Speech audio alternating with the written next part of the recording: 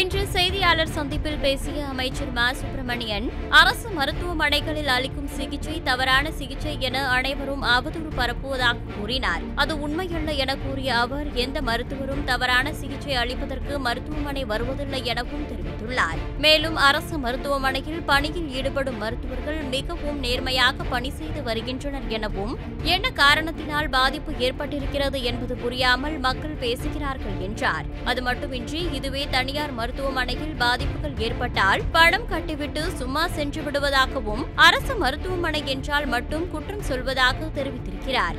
மேலும் கவனக்குறைவால் ஒரு சில தவறுகள் நடந்தாலும் அதற்கான நடவடிக்கையை எடுத்துதான் வருகின்றோம் என கூறிய மா. சுப்பிரமணியன், கடந்த அக்டோபர் மாதம் முதல் டிசம்பர் மாதம் வரை 30,000 மருத்துவ முகாம்கள் நடத்தப்பட்டு மக்கள் பயனடைந்து இருப்பதாக தெரிவித்துள்ளார்.